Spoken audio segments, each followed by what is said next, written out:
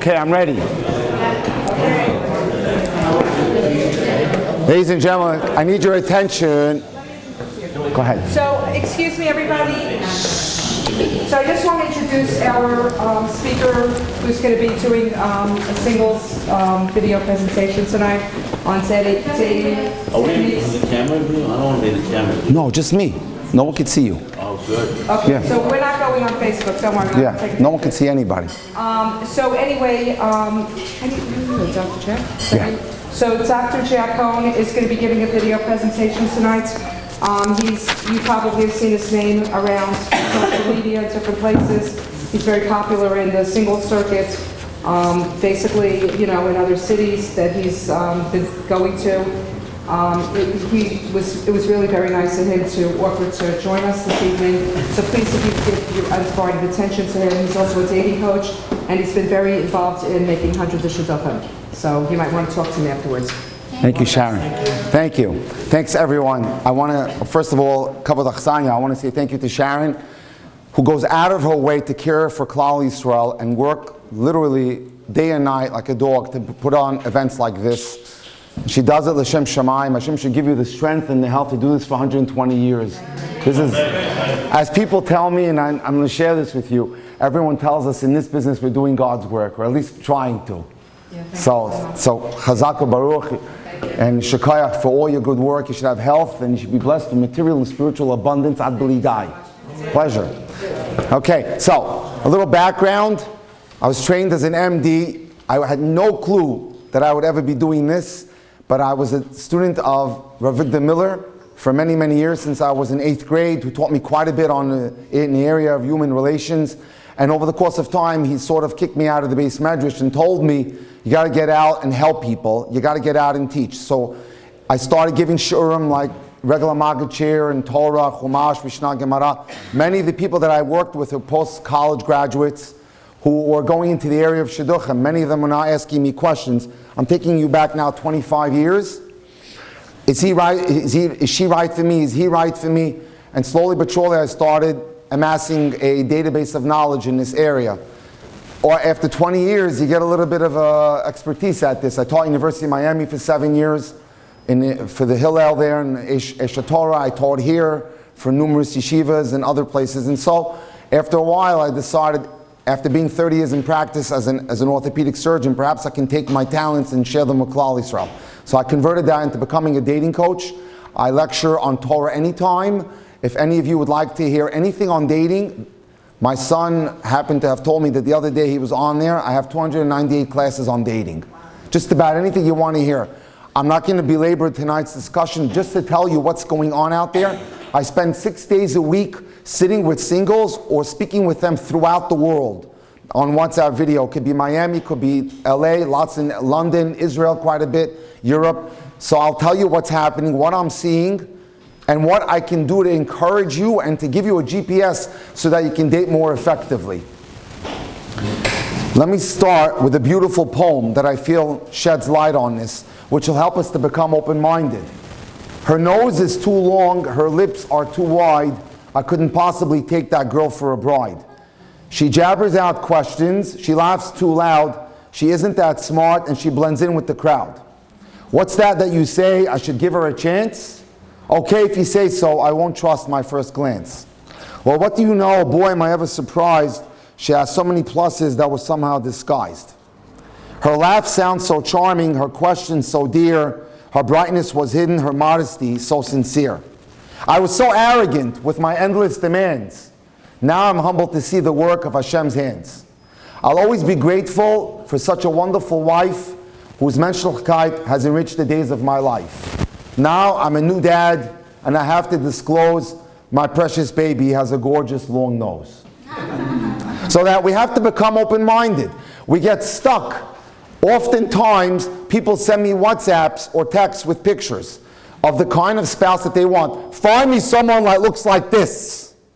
This is the guy of my dreams. This is the girl of my dreams. So that as a result, we get stuck because Western media tells us this is what we deserve. And now we go on a campaign of looking for that and waste years of our lives. And we say, where are you, God? Right? Where are you? But we have to believe that Hashem is with us all the time. A man went to heaven. There he met God, who showed him the footprints of his life. Looking, the man saw that in most places there was 2 sets of footprints, his and God's. In a few spots, there was only 1 set of footprints. The man said to God, I don't understand. I thought you promised me that you'd always walk with me. Why do I only see 1 set of footprints sometimes? God answered, those were the times that I carried you. Oh, well, okay, thanks. Hold it. Hold this for a second. Thanks for pointing that out to me. I forgot to snap these in. It's a Christian prayer. That's footprints. It's a famous Christian prayer. Right, but the good point. Hashem is with us. So, what are the basic do's and don'ts? I have a system, and it's a system that I've worked with 20 years. And that is creating a list of the top 10 needs that you need.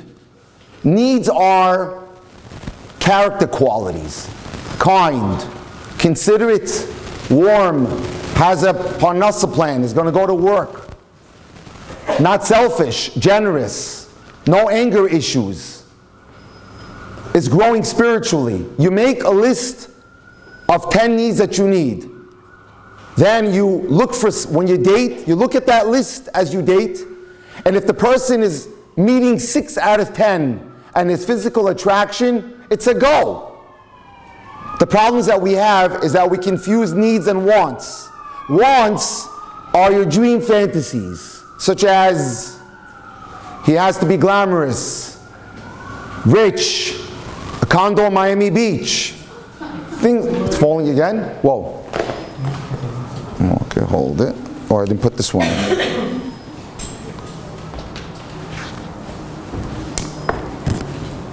Is that better? Okay. Okay. Let's hope it works this time. All right. Keep me posted. All right. So that when you have a plan and when you have a strategy, you will see success in your life. It's when we have no plan and we just go out erratically that we're constantly on this cycle of failure, failure, failure. But we have a plan, and the plan is based on the things that I need to make me happy, and I understand who I am, then I can determine what do I need to be happy. And so then, when I work my plan and I have my list, and I review my list, and the person is meeting a majority of what I need in terms of midos, or character qualities, then using that plan you'll almost never fail. Because you've now made the plan the GPS for you how to find that person. It's when you say, I'll just go out with anybody, then we have a problem. Next, attitude. It's important to have an attitude of gratitude. That's what it comes down to. So that when you communicate with people and you're dating, they get the impression that you have a good vibe, that you're positive. People right away can detect negativity and pessimism. And that's not a good attitude when it comes to dating. Examine yourself physically. Are you the best that you can be? Can you improve your appearance? Visit a gym, see a nutritionist, update your hairstyle, whiten your teeth. I do this all the time when people sit with me. And by the way, anybody who needs to reach me, I gave out the brochures, my card's on there. You can WhatsApp me, I can be happy to speak with you. It's by appointment because it's a little busy, but I'll be happy to help you in every way possible. And so when I sit with people all the time, people get a little nervous if I tell them you need to lose 10, 15 pounds. You've got to be visually in the right spot. It's very important. You don't get a second chance to make a great first impression. So that's so important. Change your glasses, have someone revamp your wardrobe, whatever it takes to freshen yourself up. But what's the point if someone take 10 or 20 pounds and then after you get married he come back to his weight? That's kind of like... hopefully you'll keep it off. But hopefully you'll keep it off. Yeah, but it has to be a mindset to do that. It's not What's that? It has to be a mindset. Right. To live that way, not just do it just for This is this class on dating. The class on being married is stay fit. Your spouse. Dr. Cohen, do you charge money for people to come speak with you? I do. Yes. So it's not free. Well, my classes are for free, but that is my livelihood. But sometimes I do shidduchim too. That I don't charge. But when I help people, yes, that's my livelihood. Okay, now, 7 common obstacles on the road to finding your soulmate. Let go of the idea that you're going to find 100% of what you're looking for. It's not going to happen. There's no such thing as the perfect person. Just like we have our own flaws, everyone else has flaws. When you're going out with someone, do a cheshbon, do an accounting of the positives and the negatives. And if the positives outweigh the negatives, and there's not one negative on it that so annoys you that you can live with the person, then you're looking in the right direction. 2, let go of some of the hours at work.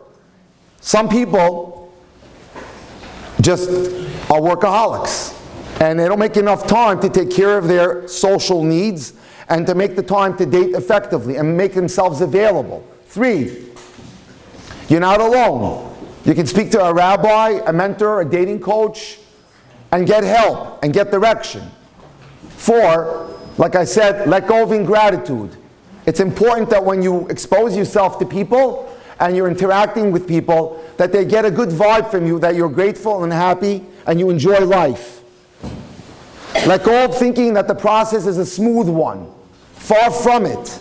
Someone WhatsApped me the other day.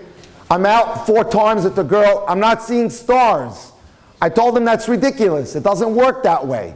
It's a progression. You don't necessarily have to be physically attracted right away, but there should be a progression. So while I'm on that topic, let me give you a very simple rule of how to determine if the person that you're dating is the right person. It's called the PAIR test, P-A-I-R. P stands for physical attraction, which I said in the Jewish world, we date cerebrally, not with our hearts, with our heads. We create a list of what we need, and then we see if the person has a majority of it. A stands for acceptance, admiration, and affection. Admiration means, does the person that I'm dating have qualities that I admire, that I've not seen in someone else, that I look up to him, that I look up to her?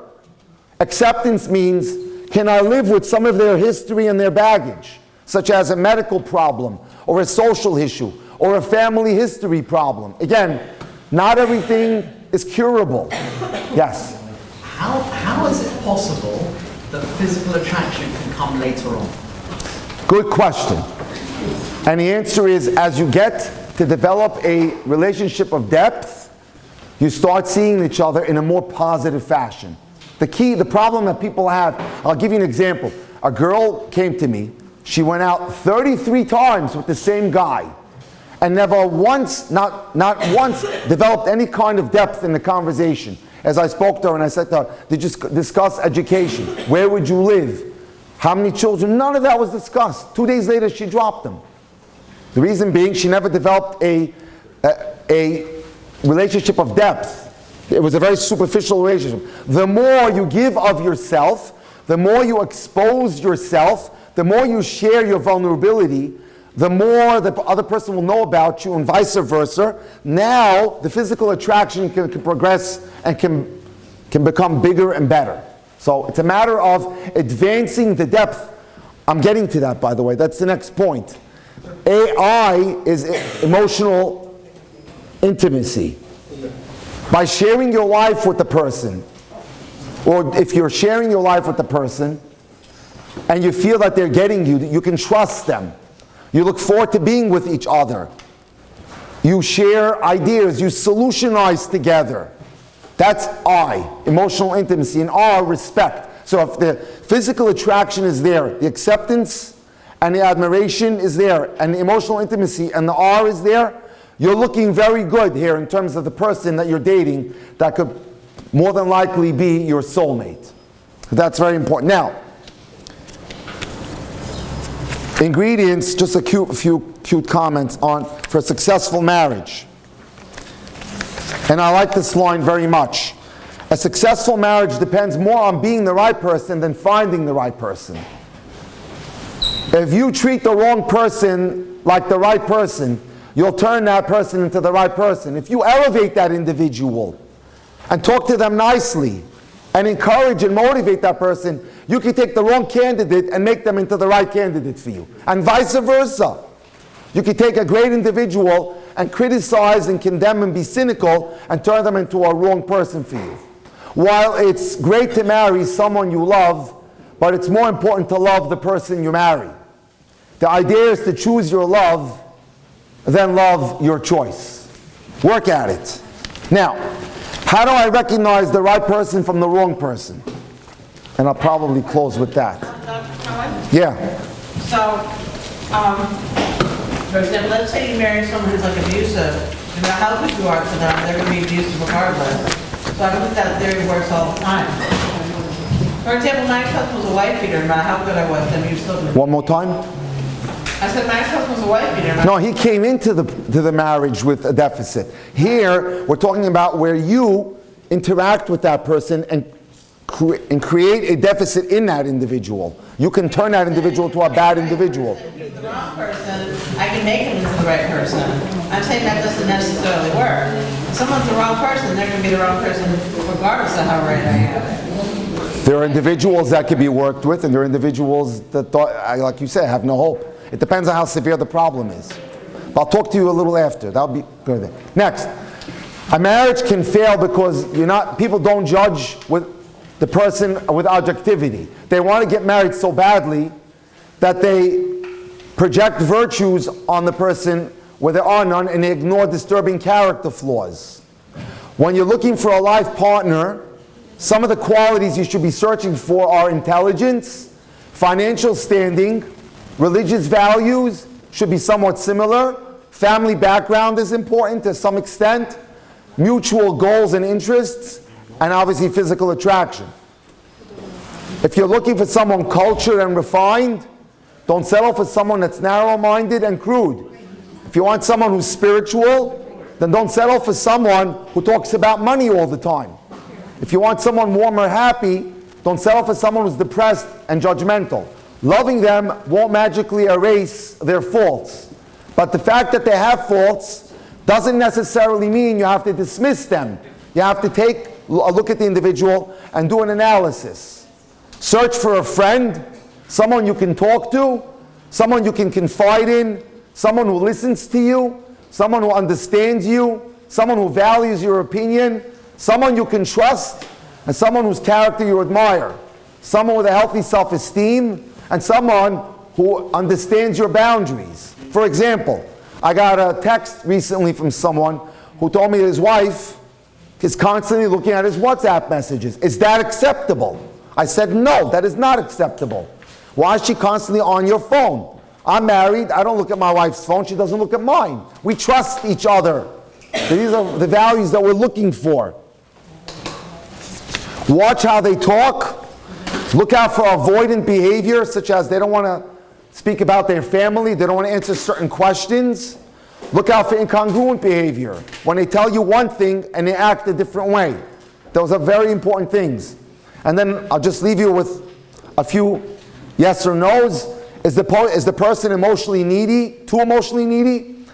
Are they complimentary, or do they frequently criticize? Are they happy and easygoing, or serious and intense?